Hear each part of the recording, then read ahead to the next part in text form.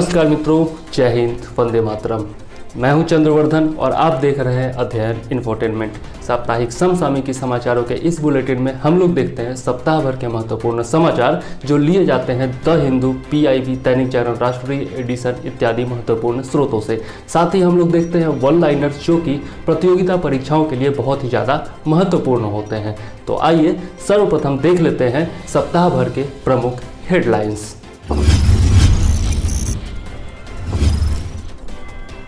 सामाजिक न्याय एवं अधिकारिता मंत्रालय द्वारा ट्रांसजेंडर व्यक्तियों के लिए राष्ट्रीय परिषद का गठन। सामाजिक, आर्थिक और शैक्षणिक सशक्तिकरण की दिशा में मजबूत कार्यप्रणाली उपलब्ध कराने के प्रावधान शामिल।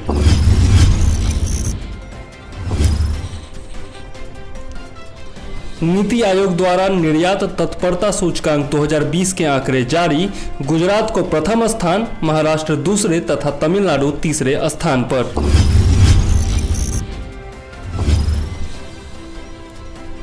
केंद्रीय इलेक्ट्रॉनिक्स एवं सूचना प्रौद्योगिकी मंत्रालय द्वारा चुनौती नेक्स्ट जनरेशन स्टार्टअप चैलेंज प्रतियोगिता का शुभारंभ। टियर 2 शहरों में स्टार्टअप्स और सॉफ्टवेयर उत्पादों को बढ़ावा देना है लक्ष्य।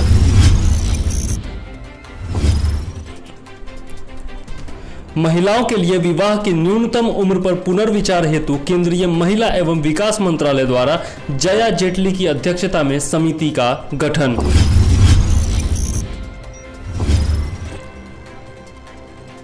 प्रधानमंत्री नरेंद्र मोदी द्वारा राष्ट्रीय डिजिटल स्वास्थ्य मिशन की शुरुआत। मिशन के तहत सभी भारतीय नागरिकों को राष्ट्रीय स्वास्थ्य पहचान पत्र देने की है योजना।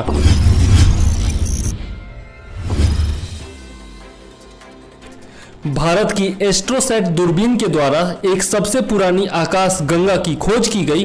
पहली बार अति पाराबैंगनी वातावरण में तारों का निर्माण करने वाली आकाश गंगा को देखा गया।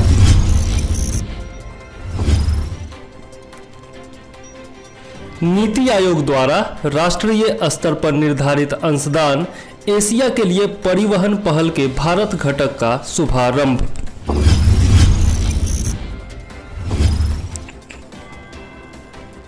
असम के गुवाहाटी में ब्रह्मपुत्र नदी पर निर्मित भारत के सबसे लंबे यात्री रोपवे का अनावरण। पीकॉक द्वीप के ऊपर से गुजरता है 1.82 किलोमीटर लंबा रोपवे।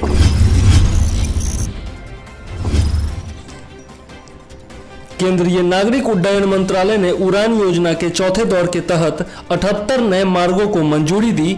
दिसंबर 2019 में हुई थी उड़ान योजना के चौथे दौर की शुरुआत।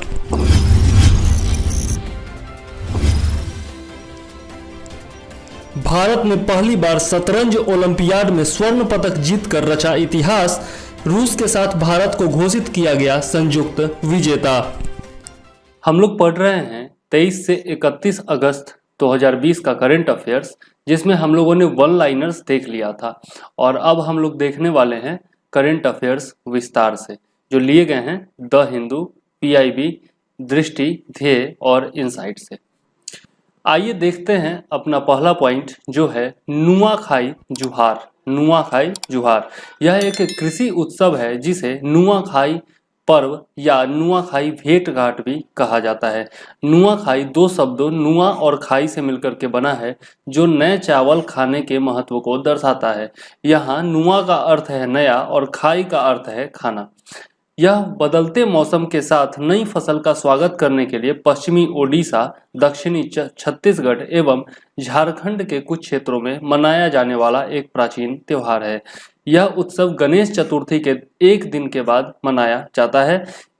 इस दिन किसान अन्न की पूजा करते हैं और विशेष भोजन तैयार करते हैं।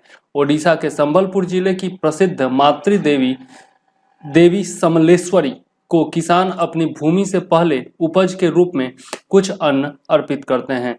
इसके अतिरिक्त स्थानीय लोग इस दिन अपने अपने जिलों में सांस्कृतिक कार्यक्रमों जैसे लोकगीत एवं नृत्य का आयोजन करते हैं जो राज्य की स्थानीय संस्कृति एवं परंपरा को प्रदर्शित करते हैं। नेक्स्ट पॉइंट है हमारा अर्थ ओवरशूट डे। वर्ष 2020 में अर्थ ओवरशूट डे 22 अगस्त को मनाया गया है।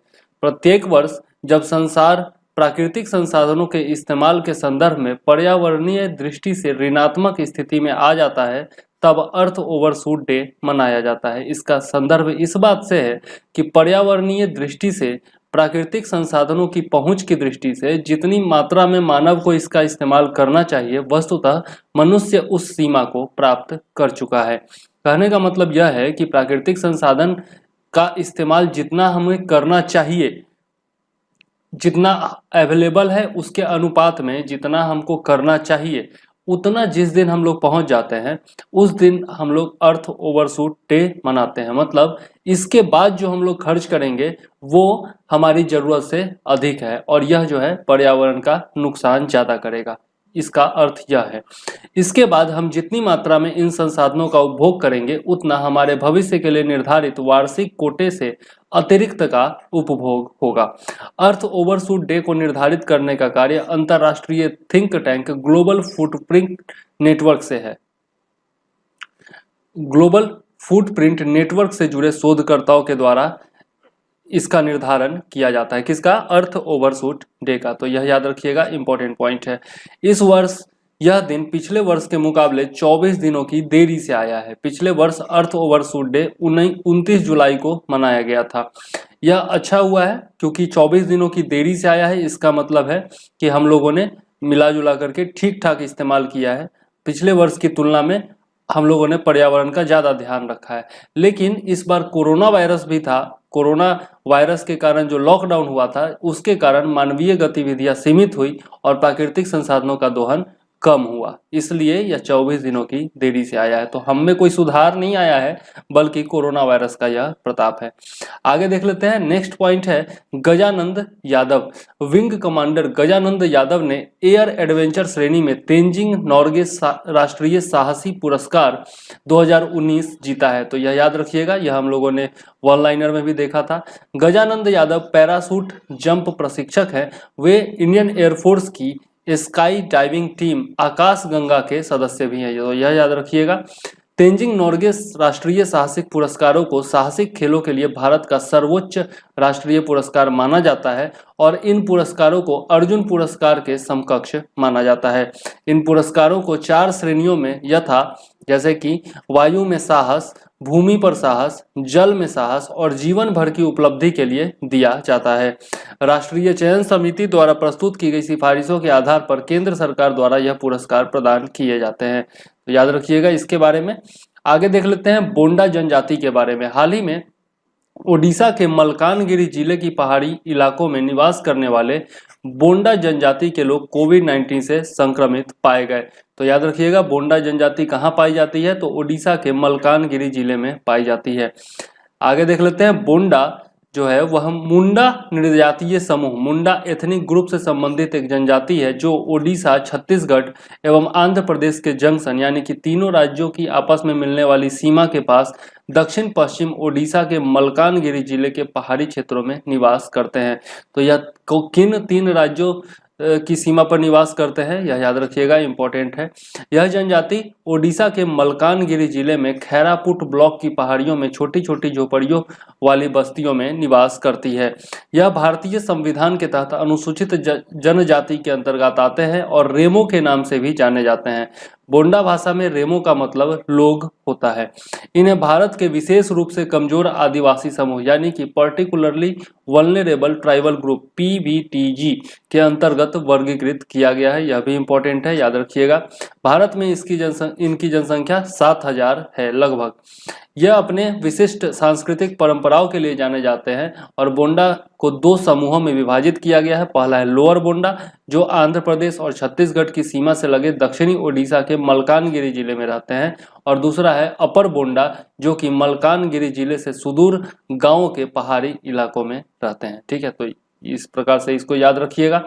आगे देख लेते हैं रोप वे के बारे में। हेडलाइंस में भी हम लोगों ने देखा था इसको। तो 24 अगस्त को असम सरकार ने ब्रह्मपुत्र नदी पर निर्मित भारत के सबसे लंबे यात्री रोपवे का गुवाहाटी असम में अनावरण किया। 1.82 किलोमीटर लंबा बाई केवल जिग बैग रोपवे ब्रह्मपुत्र नदी के दक्षिणी तट पर गुवाहाटी शहर के कामरूप मेट्रो के उपायुक्त कार्यालय के पास एक वन परिसर को उत्तरी गुवाहाटी में डॉल गोविंदा मंदिर के पीछे एक पहाड़ी से जोड़ता है। तो यह जो है, इसमें सब कुछ याद रखने का जरूरत नहीं है। 1.82 किलोमीटर लंबा है, यह याद रखिएगा। और यह जो है जिग बैक रोपवे है, याद रखिएगा, बाई केवल जिग बैक रोपवे। यह रोपवे ब्रह्मपुत्र नदी के मध्य में अवस्थित पीकॉक द्वीप के ऊपर से गुजरता है, जिसमें एक मध्यकालीन शिव मंदिर उमानंद स्थित है। देख लेते हैं शिव मंदिर उमानंद के बारे में। तो उमानंद देवलोई गुवाहाटी में ब्रह्मपुत्र नदी के मध्य में उमानंद द्वीप यानी कि पीकॉक द्वीप पर स्थित एक शिव मंदिर है। यह पीकॉक द्वीप दुनिया में सबसे छोटे बसे हुए नदी द्वीप के रूप में जाना जाता है। तो यह इंपॉर्टेंट पॉइंट है, याद रखिएगा। इस मंदिर में पत्थर की मूर्तियां एवं नक्काशियां मौजूद हैं जो शुरुआती मध्यकाल से संबंधित हैं। ईंटों से निर्मित इस उमानंद मंदिर का निर्माण वर्ष 1694 में बार फुकन गढ़गान्या हांडिक द्वारा राजा गदाधर सिंह के आदेश से कराया गया था, जो अहोम साम्राज्य के सबसे मजबूत शासकों में से एक थे। तो यह इसमें जो है इंपॉर्टेंट पॉइंट है, गदाधर सिंह, याद रखिएगा। इसके अलावा देख लेते हैं ब्रह्मपुत्रा और उसके अलावा जो अन्य रोपवे हैं भारत में।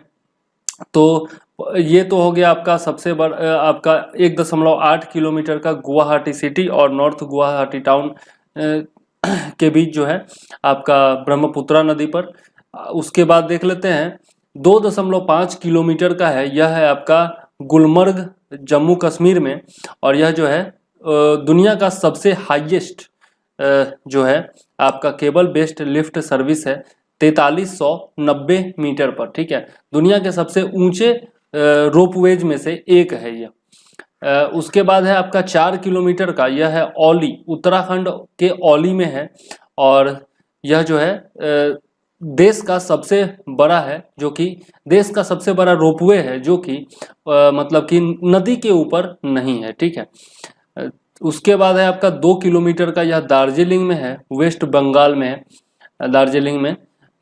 One of the oldest ropeway services in India started in 1968, मतलब कि सबसे पुराने रोपवे सेवाओं में से यह एक है। 1968 में इसकी स्थापना की गई थी, ठीक है। तो इस प्रकार से हम लोगों ने कुछ प्रमुख रोपवेज के बारे में देखा।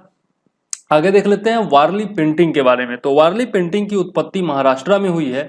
यह उत्तरी सह्याद्री में व्यापक रूप से वारली जनजाति के द्वारा बनाई जाती है। इसकी विशेषताएं देख लेते हैं। तो प्राकृतिक तत्व वारली पेंटिंग में बहुत आकर्षक होते हैं। इसके मुख्य आकर्षण होते हैं, इस पेंटिंग में चावल का पेस्ट, गोंद एवं जल का मिश्रण चित्रों को सजाने के लिए उपयोग किया जाता है। बांस की छड़ी का उपयोग ब्रश के रूप में किया जाता है। इस पेंटिंग में ज्यामितीय आकृतियों जैसे वृत्त, त्रिकोण और वर्ग इत्यादि का उपयोग किया जाता है। साथ ही इस पेंटिंग में जीवन के विभिन्न पहलुओं एवं मान्यताओं को दर्शाते हुए कई आकृतियां भी बनाई जाती हैं। वारली चित्रकारी मनुष्य और प्रकृति के बीच घनिष्ठ संबंध को दर्शाती है। और यहाँ पर ये आप देख सकते हैं वारली चित्रकारी का नमूना।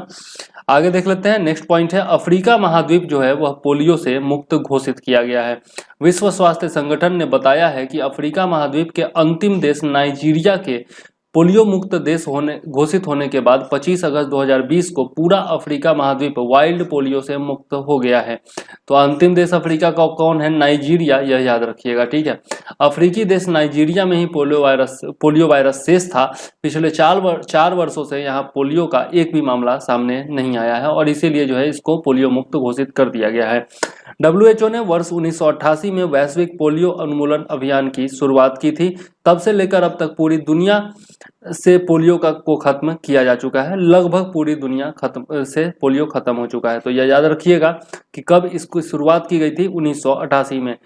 अफ्रीका में आखिरी बार पोलियो का मामला वर्ष 2016 में नाइजीरिया में आया था।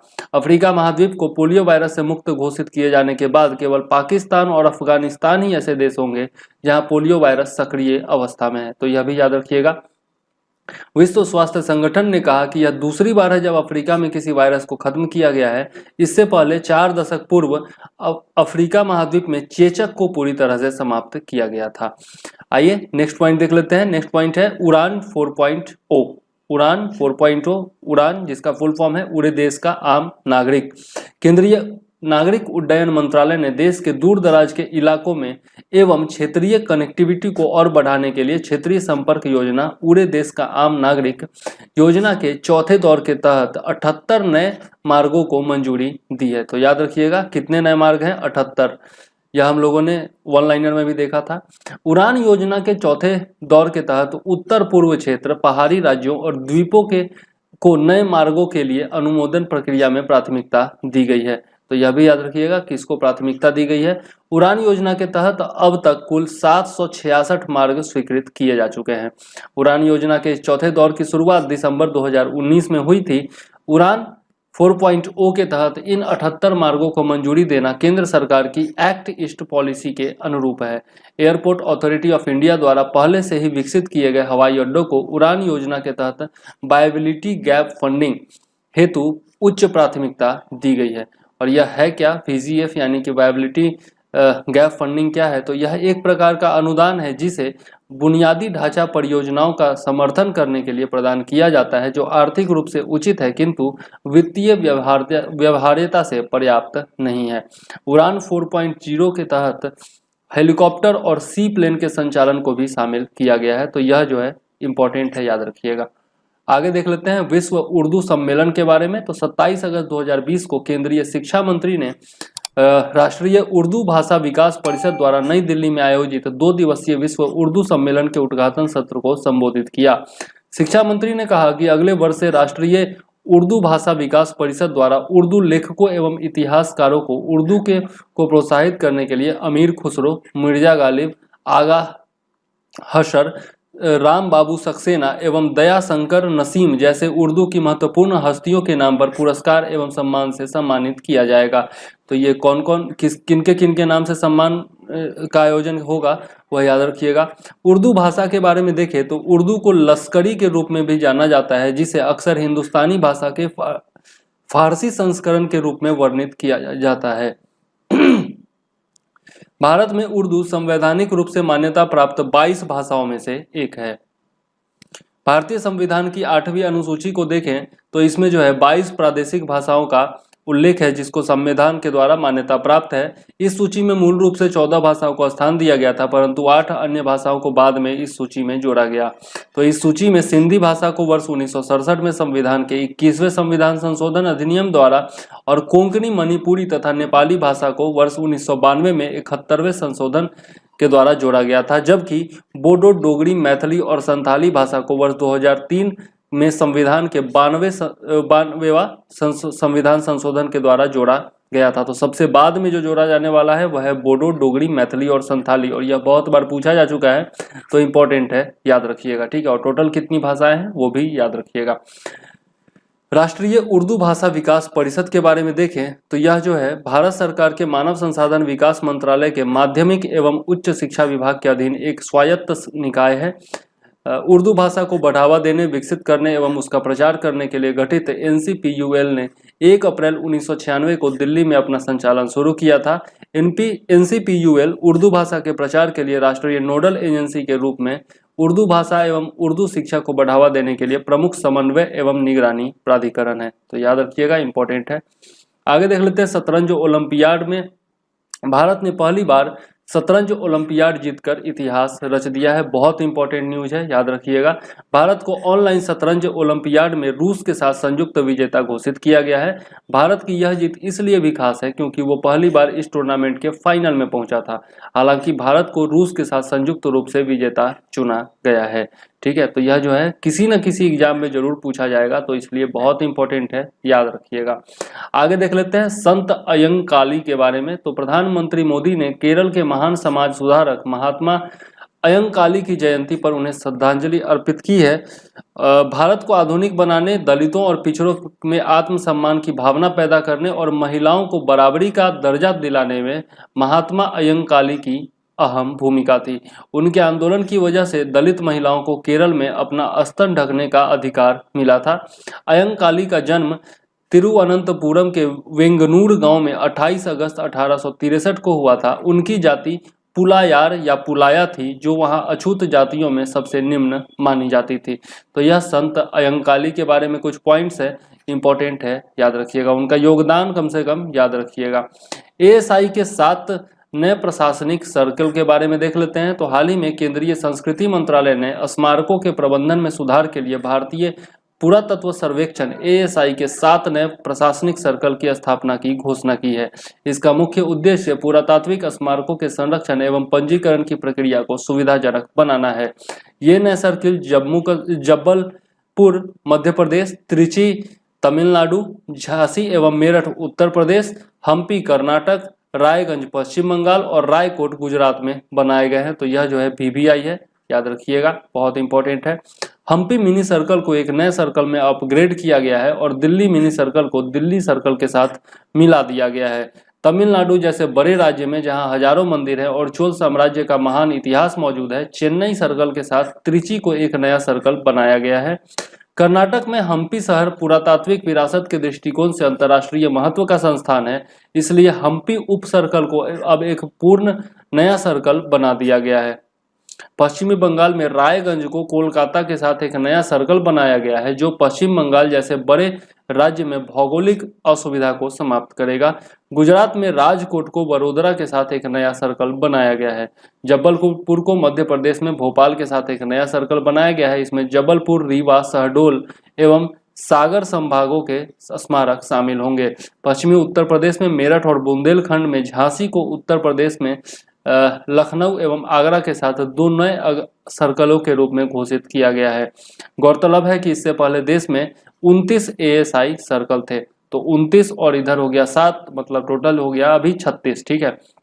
और यहाँ पर जो है आप उत्तर प्रदेश वाले ये याद रखिएगा और आपका मध्य प्रदेश वाले ये याद रखिएगा, मतलब अपने अपने राज्यों का याद रखिएगा क्योंकि पूछा जा सकता है। ओके, नेक्स्ट पॉइंट देख लेते हैं पुल्लीकली के बारे में। तो पुल्लीकली या टाइगर डांस केरल के त्रिशूर में मनाए जाने वाले ओनम उत्सव का एक अनिवार्य हिस्सा है। इस बार ओनम उत्सव पर अय्यानथोल देशम पुल्लीकली टीम ऑनलाइन पुल्लीकली का आयोजन करेगी। देख लेते हैं सक्थान थम्पूरन के बारे में। सक्थान थम्पूरन ने 2 सदी पहले एक स्ट्रीट आर्ट के रूप में पुल्लीकली से लोगों को परिचित कराया था। राम वर्मा 9वां, जिन्हें सक्थान थम्पूरन के रूप में जाना जाता है, कोचिन साम्राज्य के शासक थे। सक्थान थम्पूरन को केरल के त्रिशूर शहर का वास्तुकार भी माना जाता है।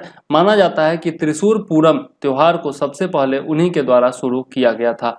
त्रिशूर शहर को केरल की सांस्कृतिक राजधानी के रूप में भी जाना जाता है। तो यहाँ से जो है संस्कृति से संबंधित बहुत इंपॉर्टेंट पॉइंट्स हैं, तो याद जरूर रखिएगा, ठीक है। मेंस में भी काम आ सकता है और पीटी में भी पूछा जा सकता है। ओनम के बारे में देख ले तो यह केरल राज्य का कृषि पर्व कहलाता है तथा इसे मुख्य तौर पर मलयाली हिंदू मनाते हैं। ओनम मलयालम कैलेंडर के पहले महीने चिंगम से शुरू होता है, इसलिए इसे मलयाली हिंदुओं का नव वर्ष भी कहा जाता है। यह त्योहार असुर राजा महाबली के पुनः घर आगमन का भी प्रतीक है। ओनम पर 26 पकवानों वाले सद्या को केले के पत्ते पर खास तरीके एवं क्रम में परोसा जाता है, जिसे सद्या थाली कहते हैं, और यह ओनम का सबसे महत्वपूर्ण आयोजन होता है, ठीक है। तो इसके बारे में भी याद रखिएगा ओनम के बारे में।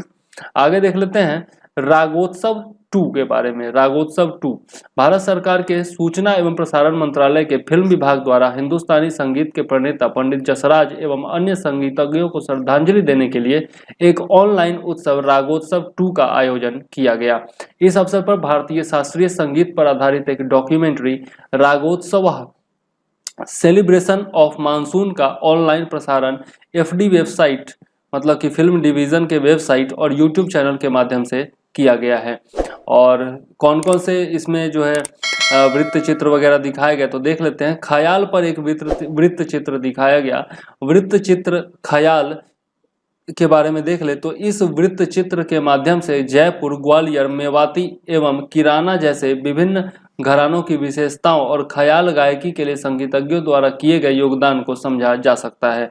नेक्स्ट है फिल्म आमिर खान। फिल्म आमिर खान इंदौर घराने के संस्थापक उस्ताद आमिर खान के जीवन और कार्यों को चित्रित करती है, जो संगीत हेतु अपने बौद्धिक दृष्टिकोण के लिए जाने जाते हैं और अपने समय के सबसे प्रशंसित गायकों में से एक हैं, जो रागों के सभी भावनात्मक पहलुओं को सामने ला सके, ठीक है। तो यहाँ पर आमिर खान का मतलब ये वो आपका एक्टर आमिर खान नहीं है, यह याद रखिएगा। नहीं तो कंफ्यूज होकर के गलती हो सकती है। नेक्स्ट है MS सुब्बुलक्ष्मी पर एक बायोपिक।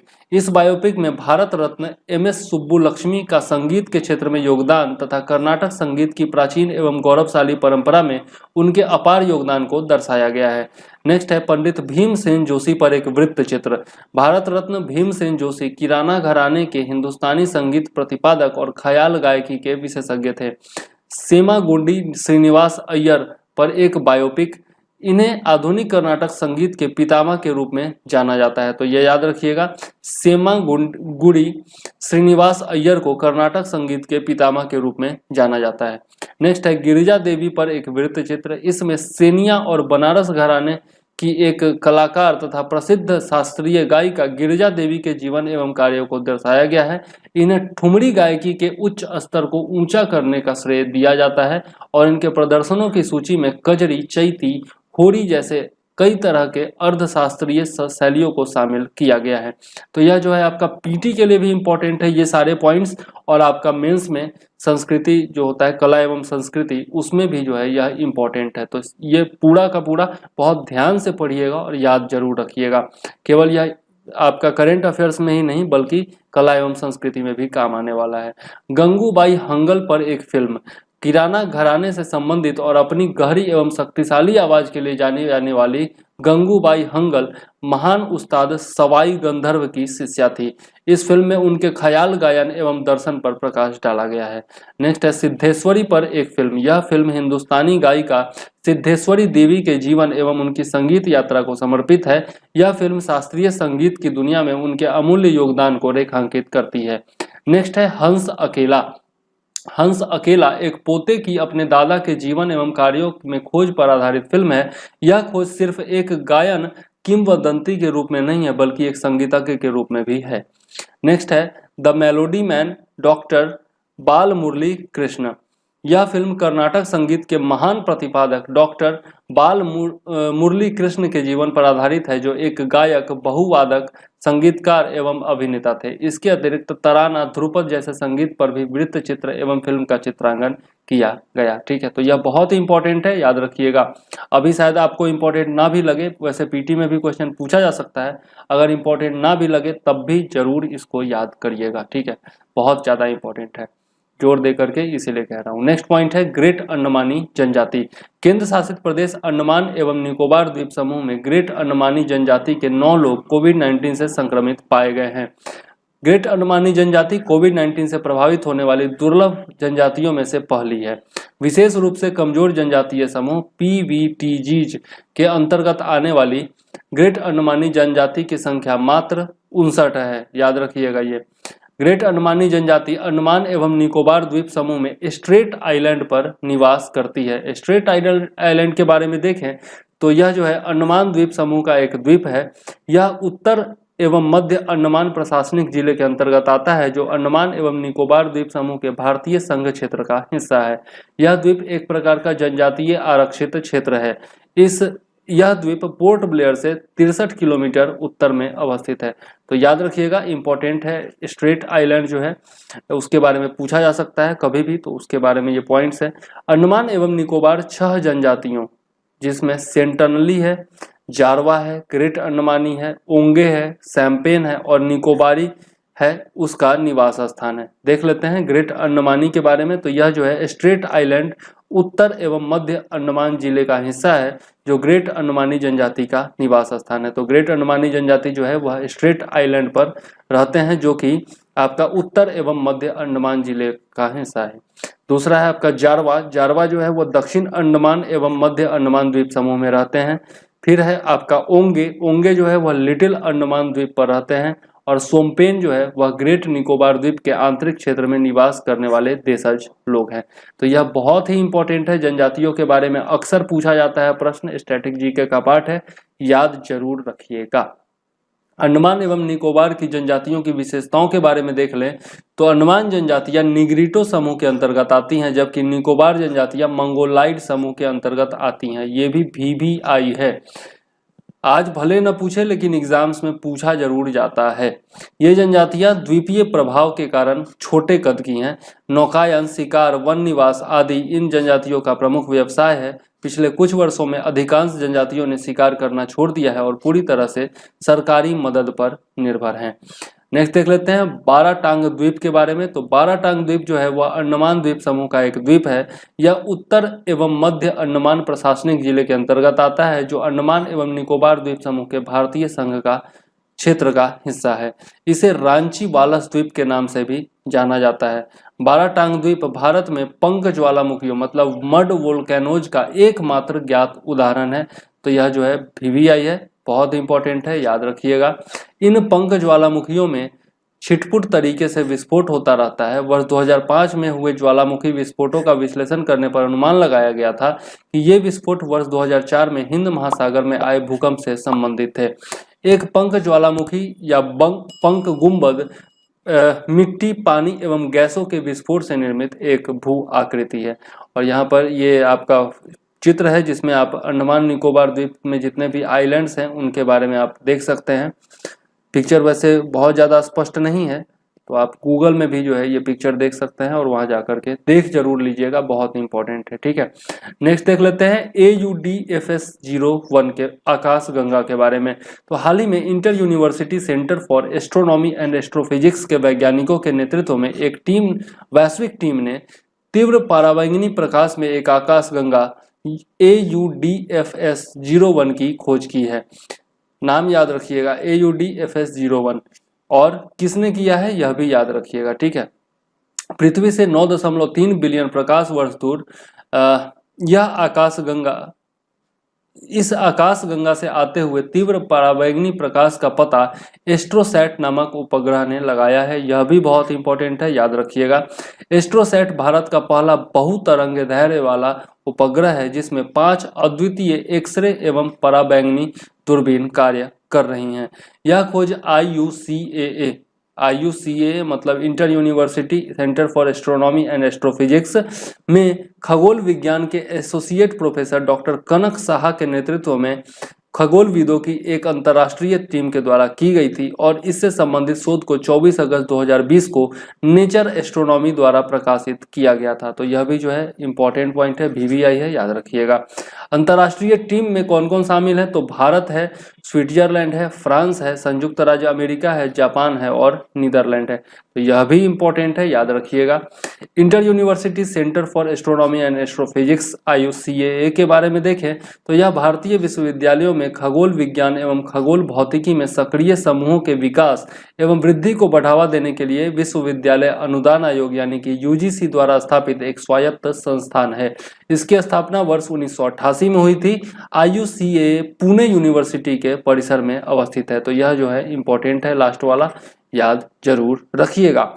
नेक्स्ट देख लेते हैं एंड्रोमेडा आकाश गंगा के बारे में। तो हाल ही किए गए अध्ययन में वैज्ञानिकों ने नासा के हबल स्पेस टेलीस्कोप का उपयोग करके एंड्रोमेडा आकाश गंगा के आसपास एक गैसीय आवरण जिसे प्रभामंडल हैलो कहा जाता है का मानचित्रण किया है। विस्तृत प्लाज्मा का लगभग अदृश्य प्रभामंडल एंड्रोमेडा आकाशगंगा से 1.3 मिलियन प्रकाश वर्ष यानी कि हमारी आकाशगंगा के लगभग आधे दूर तक फैला हुआ है और कुछ दिशाओं में यह 2 मिलियन प्रकाश वर्ष दूर तक भी फैला हुआ है। इसका मतलब है कि एंड्रोमेडा का प्रभामंडल पहले से ही अब हमारी आकाशगंगा के प्रभामंडल से टकरा रहा है। प्रभामंडल मतलब क्या होता है? प्रभा का मतलब होता है लाइट। तो जितना दूर तक जो है लाइट फैला हुआ है, क्योंकि तारामंडल है तो बहुत सारे तारे हैं, तो लाइट जो है इसका बहुत दूर तक फैला हुआ होता है, तो उसी को प्रभामंडल यहाँ पर कहा जा रहा है, याद रखिएगा। वैज्ञानिकों ने यह भी देखा कि प्रभामंडल में एक स्तरित संरचना यानी कि लेयर्ड स्ट्रक्चर है जिसमें गैस के 2 प्रमुख नेस्टेड और अलग अलग प्रकार के चक्राकार छल्ले हैं। महत्व देख लेते हैं तो गैस के इस भंडार यानी कि प्रभामंडल में आकाशगंगा के भीतर भविष्य में तारों के गठन के लिए ऊष्मा होती है, साथ ही सुपरनोवा जैसी घटनाएं भी घटित होती हैं। इस प्रभामंडल के द्वारा आकाशगंगा के अतीत एवं भविष्य के विषय में जानकारी जुटाई जा सकती है। एंड्रोमेडा आकाशगंगा के बारे में देखें तो यह जो है M31 के रूप में भी जाना जाता है। लगभग 1 ट्रिलियन तारों का एक प्रभावशाली सर्पिल है और हमारी आकाशगंगा के आकार में तुलनीय है। 2.5, क्योंकि हमारा भी जो आकाशगंगा है वह आपका सर्पिल ही है और यह भी सर्पिल ही है। 2.5 मिलियन प्रकाश वर्ष की दूरी पर स्थित यह आकाशगंगा पृथ्वी से इतने करीब है कि शरद ऋतु के दौरान यह आकाश में एक सिगार के धुएं के आकार के रूप में दिखाई देती है। प्रोजेक्ट एमिगा के बारे में देख लेते हैं। फुल फॉर्म है इसका absorption map of ionised gas in Andromeda. इस कार्यक्रम के तहत एंड्रोमेडा से दूर स्थित 43 क्वासर्स से आने वाले प्रकाश का अध्ययन किया गया। क्वासर क्या होता है? तो ये ब्लैक होल द्वारा संचालित सक्रिय आकाश गंगाओं के चमकदार कोर होते हैं। तो यह कुछ इंपॉर्टेंट पॉइंट्स हैं, याद जरूर रखिएगा। नेक्स्ट देख लेते हैं भारत बांग्लादेश व्यापार संपर्क मार्ग के बारे में। तो भारत और बांग्लादेश सरकार ने 3 सितंबर 2020 से एक नया व्यापार संपर्क मार्ग खोलने का निर्णय किया है ताकि अंतर्देशीय जल परिवहन तंत्र के दायरे का विस्तार करके क्षेत्रीय संपर्क को बढ़ावा दिया जा सके और इस क्षेत्र में व्यापार को बढ़ावा मिल सके। प्रमुख बिंदु देख लेते हैं। तो त्रिपुरा के सोनामुड़ा को जिस मार्ग पर बांग्लादेश के दाऊद कंडी से जोड़ा जाएगा उसका परिचालन नदी के व्यापार को नदी के द्वारा व्यापार को बढ़ावा देने के लिए मई 2020 में दोनों देशों द्वारा हस्ताक्षरित समझौते के तहत किया गया है। तो यह जो मार्ग है वह आपका त्रिपुरा के सोनामुड़ा को बांग्लादेश के दाऊद कंडी से जोड़ेगा, यह याद रखिएगा। ठीक है, आगे देख लेते हैं। तो मई 2020 में भारत और बांग्लादेश के बीच इस समझौते पर हस्ताक्षर किए गए थे ताकि भारत के उत्तर पूर्वी राज्यों से संपर्क में सुधार करने के साथ साथ परिवहन लागत को कम करने के लिए 2 नए मार्गों और 5 और बंदरगाहों को जोड़कर व्यापार को बढ़ावा दिया जा सके। नेक्स्ट पॉइंट है जनसंख्या और विकास पर भारतीय संसदीय संगठन। Indian Association of Parliamentarians on Population and Development IAPPD, यह वर्ष 1978 में स्थापित एक राष्ट्रीय स्तर का गैर सरकारी संगठन है। विकास की धारा को सुचारू रूप से जारी रखने हेतु जनसंख्या वृद्धि की गति को नियंत्रित करने के लिए इस संगठन का गठन किया गया था। इंपॉर्टेंट है, कुछ पॉइंट्स इसमें याद रखिएगा। नेक्स्ट है ट्रांसजेंडर व्यक्तियों के लिए राष्ट्रीय परिषद। हाल ही में केंद्र सरकार द्वारा ट्रांसजेंडर व्यक्तियों के लिए राष्ट्रीय परिषद का गठन किया गया है। संरचना देख लेते हैं। तो राष्ट्रीय परिषद के अध्यक्ष सामाजिक न्याय मंत्री होंगे तथा इसमें 10 केंद्रीय विभागों, 5 राज्यों तथा ट्रांसजेंडर समुदाय के प्रतिनिधि सदस्यों के रूप में सम्मिलित होंगे। यह ट्रांसजेंडर व्यक्तियों के लिए भारत की पहली परिषद है तथा इसका गठन ट्रांसजेंडर व्यक्तियों अधिकारों का संरक्षण अधिनियम 2019 के तहत किया गया है। परिषद के 5 प्रमुख कार्य क्या क्या होंगे देख लेते हैं। केंद्र सरकार को ट्रांसजेंडर व्यक्तियों के संबंध में नीतियों, कार्यक्रमों, कानून और परियोजनाओं के निर्माण पर सलाह देना, ट्रांसजेंडर व्यक्तियों की समानता और पूर्ण भागीदारी प्राप्त करने के लिए डिजाइन की गई नीतियों और कार्यक्रमों के प्रभाव की निगरानी और मूल्यांकन करना, सभी विभागों की गतिविधियों की समीक्षा और समन्वय करना, ट्रांसजेंडर व्यक्तियों की शिकायतों का निवारण करना और केंद्र द्वारा निर्धारित अन्य कार्य करना। नेक्स्ट पॉइंट है हमारा फ्लेवोनॉइड्स। फ्लेवोनॉइड्स क्या होता है देख लेते हैं। तो यह जो है फोटोन्यूट्रिएंट्स का एक समूह होता है जो लगभग सभी सब्जियों और फलों में मौजूद होता है। वे कैरोटीनॉइड के साथ फलों और सब्जियों के विविध रंगों के लिए जिम्मेदार होते हैं, याद रखिएगा। फ्लेवोनॉइड्स से भरपूर आहार में हमें दिल, जिगर, गुर्दा, मस्तिष्क एवं से संबंधित अन्य संक्रामक रोगों के होने से बचाता है। चूंकि फ्लेवोनॉइड्स रोग प्रतिरोधक क्षमता को बढ़ाते हैं, इसलिए फ्लेवोनॉइड समृद्ध आहार का सुझाव दिया जाता है। चर्चा का कारण क्या है? तो हाल ही में भारत सरकार के विज्ञान एवं प्रौद्योगिकी विभाग के एक स्वायत्त संस्थान अघारकर अनुसंधान संस्थान पुणे के वैज्ञानिकों ने तपेदिक और चिकनगुनिया के उपचार से संबंधित फ्लेवोनॉइड अणुओं के निर्माण के लिए पहला सिंथेटिक मार्ग खोजा है। कोविड-19 से संभावित उपचार प्रतिक्रिया के संबंध में इसमें प्रारंभिक संकेत देखे गए हैं।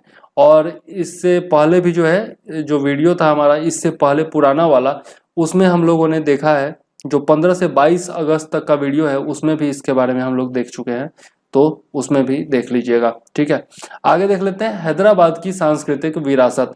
पर्यटन मंत्रालय द्वारा खेलो देखो अपना देश वेबिनार सीरीज के 50वें सत्र में हैदराबाद की सांस्कृतिक विरासत का आयोजन किया गया।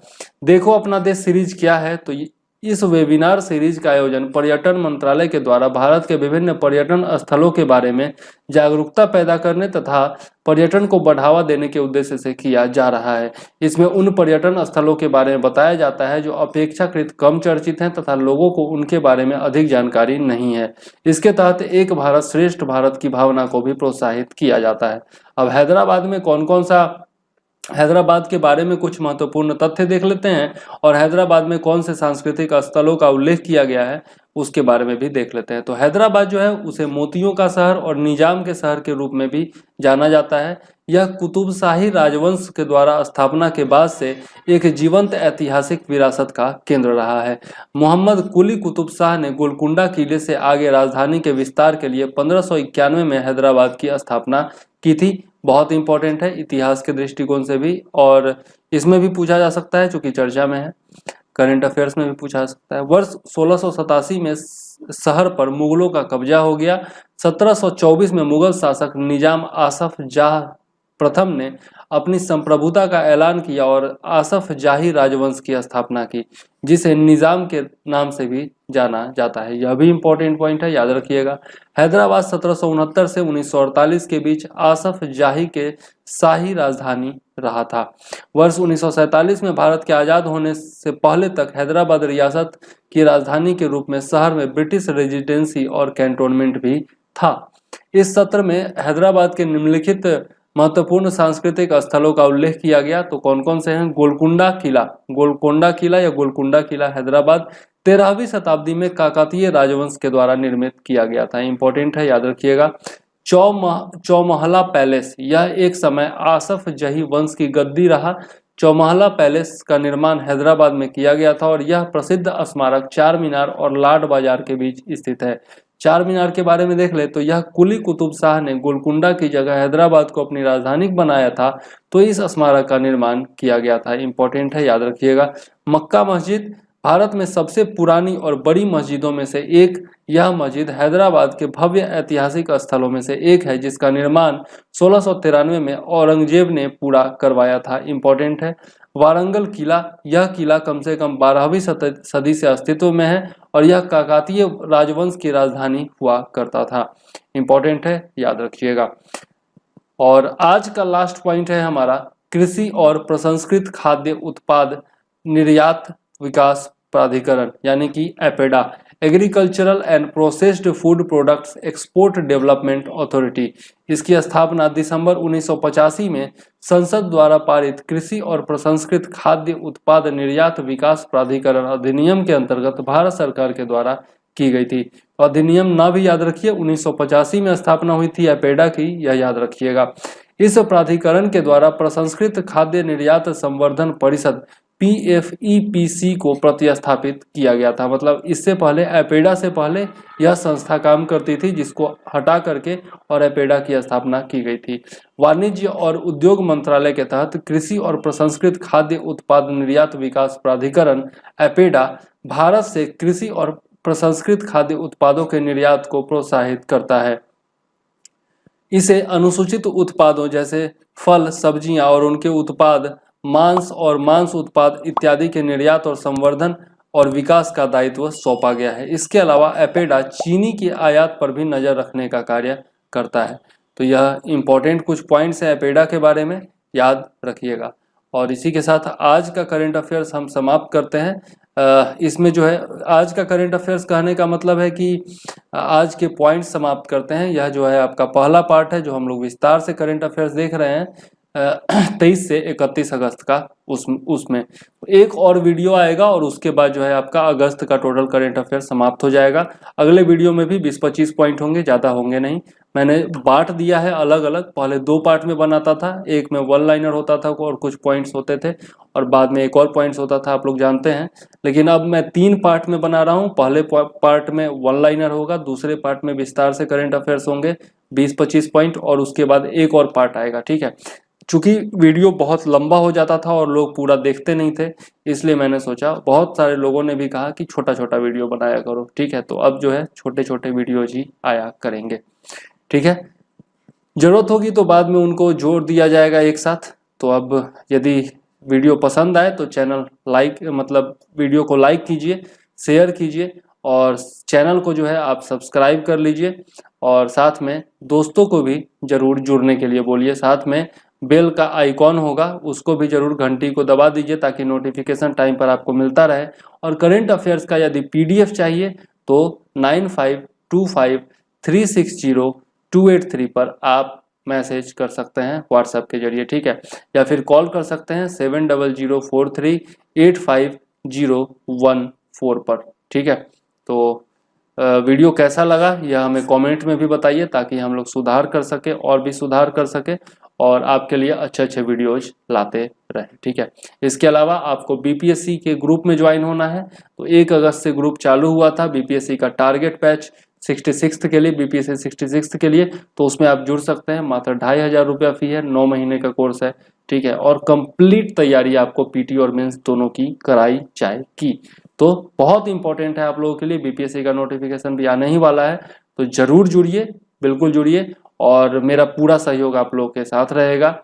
UPSC के नोट्स चाहिए तो वो भी आप मुझसे ले सकते हैं और सबके लिए व्हाट्सएप नंबर इतना ही है, उसी पर आपको मैसेज करना है, ठीक है। तो चलता हूं मैं अब, और पर्यावरण का ध्यान रखिए, नारी का सम्मान कीजिए, गुरुजनों का सम्मान कीजिए, माता पिता और बुजुर्गों का सम्मान कीजिए, आदर कीजिए और बच्चों एवं जीव जंतुओं पर ध्यान रखिए। कहने का मतलब उन पर दया का भाव रखिए, ठीक। राष्ट्रीय प्रतीकों का सम्मान कीजिए, राष्ट्रीय झंडे का सम्मान कीजिए, राष्ट्रगान का सम्मान कीजिए, भारत और भारतीय होने पर गर्व कीजिए, भारतीय सेना का सम्मान कीजिए और मुझे दीजिए इजाजत। जय हिंद, वंदे मातरम।